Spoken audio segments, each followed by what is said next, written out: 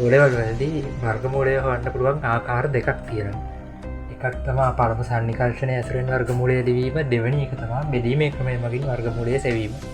මේ වීඩියෝ එකේදී අපි කතා කරමු පළමු සන්නිකර්ශණය ඇසුරෙන් වර්ගමූලය ලිවීම. යම් ධන සංඛ්‍යාවක වර්ගමූලය සඳහා දශම ස්ථාන එකකට නිවැරදිව ලැබෙන අගයට තමා අපි පළමු සන්නිකර්ශණය කියලා කියන්නේ. මේ ක්‍රමය අපිට ඕනි වෙන්නේ පූර්ණ වර්ග නොවන සංඛ්‍යාව ධන සංඛ්‍යාවල වර්ගමූලය හොයද්දී. ඒ වගේම මේ ක්‍රමය භාවිතා කරන්න පුළුවන් කුඩා ධන සංඛ්‍යාවල වර්ගමූලය හොයද්දී විතරයි. හේතුව මේක ටිකක් ලොකු සංඛ්‍යාවල වර්ගමූලය හොයනවා නම් අපිට මෙන්න මේ ක්‍රමය කියනවා බෙදීමේ ක්‍රමය. දැන් මේ 14 කියන සංඛ්‍යාවේ වර්ගමූලය පළමු සන්නිකර්ශණය ඇසුරෙන් හොයමු. මුලින්ම මේක කරද්දී පියවර කිහිපයක් තියෙනවා මේ පළමු සන්නිකර්ශණය හොයද්දී. මුලින්ම අපි කරන්න ඕනි මේ 14 කියන සංඛ්‍යාව දෙපැත්තේ තියෙන වර්ග සංඛ්‍යා ලියා ගන්න එක. පූර්ණ වර්ග සංඛ්‍යා. ඒ කියන්නේ දැන් මේක දෙපැත්තේ තියෙන පූර්ණ වර්ග සංඛ්‍යාව වෙන්නේ 9යි 16යි. ඒක ලියා ගන්නවා.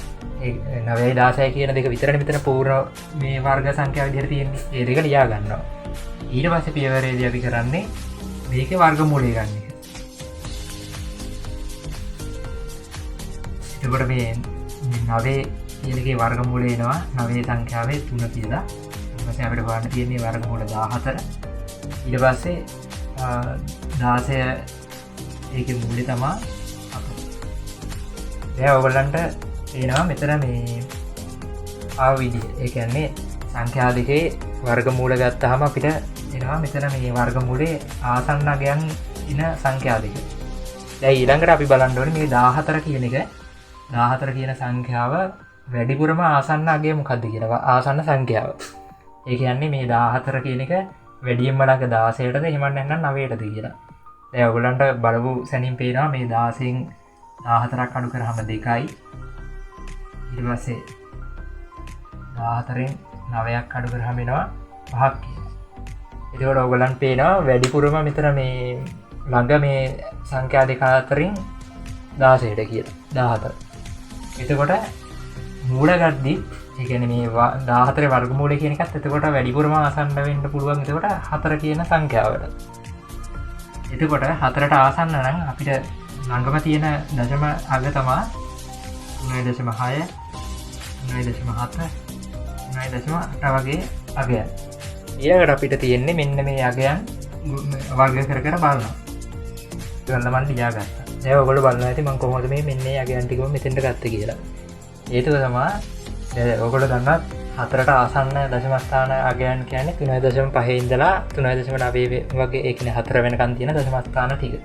ඒකෙන් තමයි මේ ටික ඒ කියලා හිතලා ගත්තේ. ඒ වගේම 3.5යි 3.9යි මම අයින් කරලා තියෙන්නේ. ඔයගොල්ලන්ට පේනවා ගොඩාක් මෙහෙන් තියෙන එකක් තමයි 3.5 කියන්නේ 12.25 කියන්නේ 14ට වඩා ගොඩාක් ඈතයිනේ. ඊින්ද ඒක ගත්තේ නෑ. 3.9 කියන එක 15.21. ඒ කියන්නේ 14ට වඩා වැඩි. මේකින්ද ඒකත් අයින් කරා. දැන් ඔයගොල්ලන්ට පේනවා මෙතන මම අරන් තියෙනවා වර්ග සංඛ්‍යා ටික. දැන් එතනිනුත් දැන් මේ 12.96 කියන එක අපිට ගන්න බෑ මොකද ගොඩාක් ඒක ඈතයි. ඒ කියන්නේ මේ 14ට වඩා මේ 12.96 කියන එක ඈතයි. ඒ හින්දා අපිට ඉතුරු වෙන්නේ මේ 3.7යි 3.8යි කියන එක මේ වර්ගමූල විදිහට. දැන් ඒකෙදි 13.6යි 9යි 14.4යි තියෙන්නේ. මේකෙන් වැඩිපුරම 14ට ආසන්න සංඛ්‍යාව මොකක්ද කියලා බලනවා අපි. එතකොට මෙතෙන්දී අපිට පේනවා මේ 14ට වඩා මෙතන 0.3යි එකක් තමා මේ 14ට වඩා අඩු.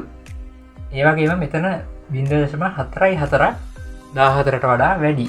ඒක හින්දා අපිට ගන්න වෙන්නේ මේ 13.69 කියන එකේ මෙන්න මේ 3.7 කියන අගේ මේ 14 වර්ගමූලයේ විදිහට. එතකොට අපිට 3.7 තමා පළමු සන්නිකර්ශණය විදිහට ලියන්න වෙන්නේ මේ වර්ගමූල 14.